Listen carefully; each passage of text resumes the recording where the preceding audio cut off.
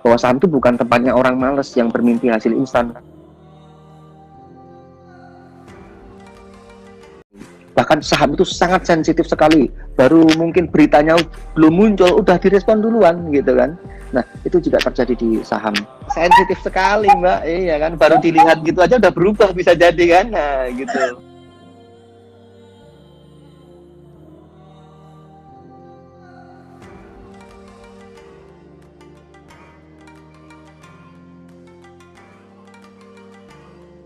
Kita itu sudah paham, mau bertahun-tahun ilmunya sudah sampai luar biasa pahamnya sekali di market, tetapi ada faktor lain yang juga ngaruh, yaitu kondisi market. Saya bercermin tahun 2015, itu susah banget tahun 2015 itu mencari profit.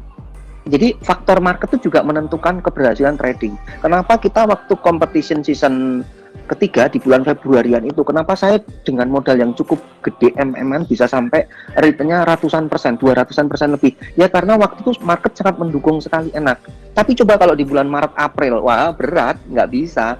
Bahkan mungkin kalau dibilang value transaksi nyampe 2 triliun lebih nggak mungkin bisa di situ. Jadi memang yang ingin saya jelaskan, kalau kita bercermin masalah analisa bandarmologi, masih banyak faktor-faktornya. Di saham ini sangat luas, strateginya macam-macam. Termasuk kita itu menganalisa broker summary itu kan cuman kita dari datanya aja.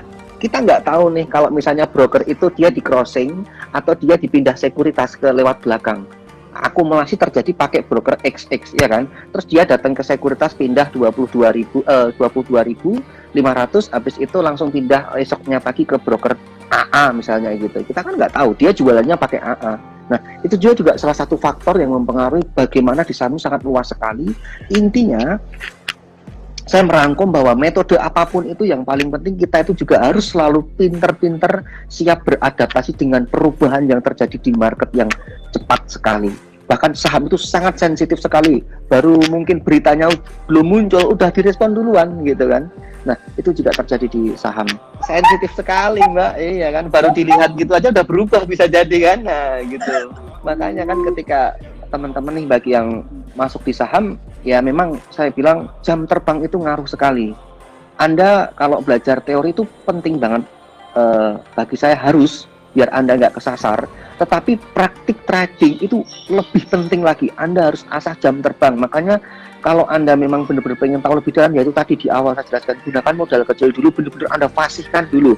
Anda cari return mungkin dengan 1 juta, gimana caranya 1 juta ini biar bisa jadi 2 juta. Itu kalau Anda sudah menemukan itu, nanti tingkatkan, upgrade, top up dikit, nanti Anda akan terasah lagi gitu. Iya, untuk meminimalisir resiko juga Mbak. Kasihan juga kan baru masuk pakai ratusan juta, tiba-tiba karena ketidaktahuan dia, alhasil ludes gitu kan, nanti malah justru dia biasanya kalau nggak diimbangin dengan ini nanti pasti menyalahkan sahamnya, nyalahkan marketnya, nyalahkan mungkin orang lain yang ngasih rekomendasi dan lain sebagainya. Makanya kalau bisa kita tuh harus jadi seorang trader yang cerdas. Makanya kan kemarin ada quotes yang Mbak jadi saya yang bilang bahwa saham itu bukan tempatnya orang males yang bermimpi hasil instan. Karena apa?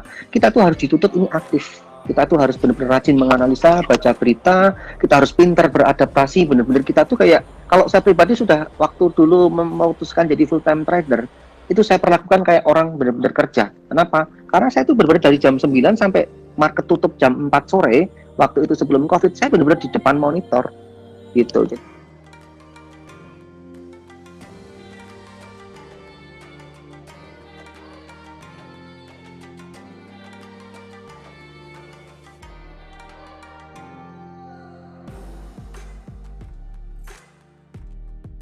Aku bilang, milikmu adalah milikku, dan milikku ya tetap milikku.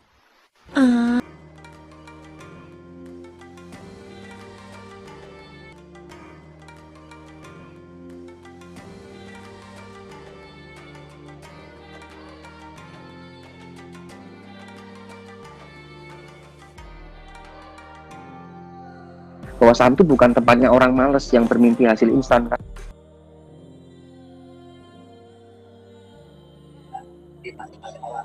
Orang yang khawatir itu dia membeli sesuatu yang dia tidak tahu. Tentu dia khawatir, ya. Mungkin dia membeli sesuatu dari bisikan temannya. Dia membeli saham itu karena ada orang yang promosi, influencer, dia tidak tahu apa yang dia beli. Tentu hidupnya tiap hari akan diisi dengan kekhawatiran. Saya tidak khawatir karena apa? Saya tahu apa yang saya beli.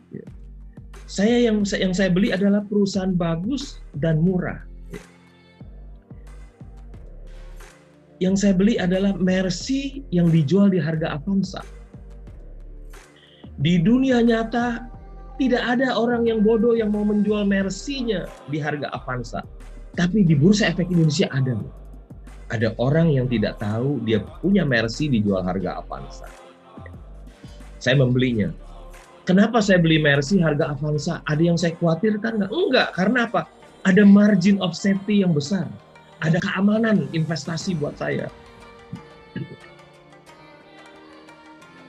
Contohnya, saya minggu lalu dalam 3 hari ada beli satu perusahaan properti ya yang diperdagangkan di bursa.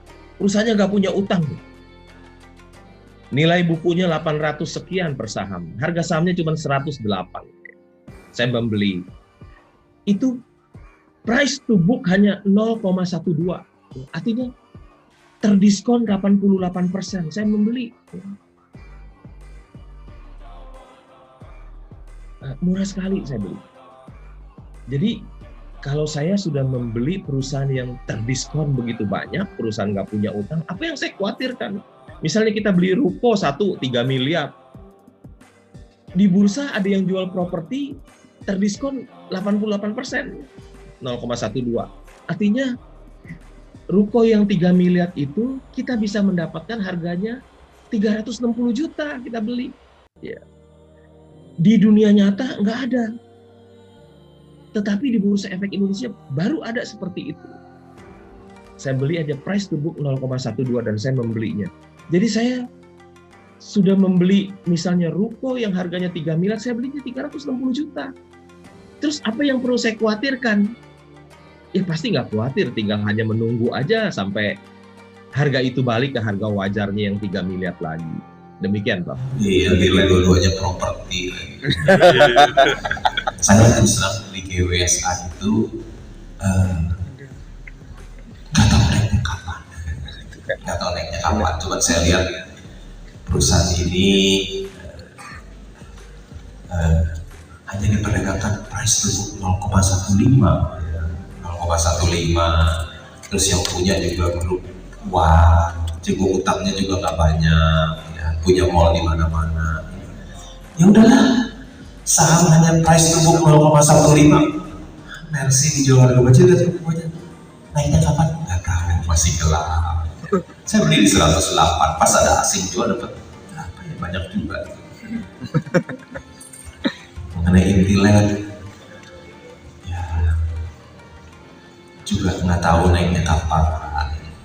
Cuman saya di Jakarta. Keren aja, Intiland itu punya Pantai Mutiara, reklamasi pertama di developernya. Dia sudah berkecimpung jadi developer itu sudah 50 tahun, sudah tua. Kelihatannya juga tata kelolanya baik. Kalau kita ke TBC Matupang ada perkantoran di TBC Matupang, satu keren, satu punya Intiland.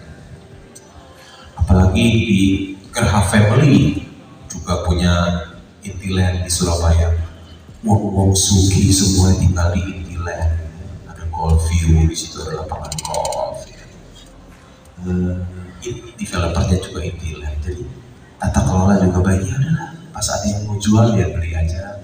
Jadi pemegang saham terbesar nomor 2 di Intiland. Naiknya kapan nggak tahu. Cuman keren aja punya. Mau bangun rumah, Pak Lukas lebih jago bangun rumah. Dia pernah bangun rumah, saya nggak bisa sama sekali.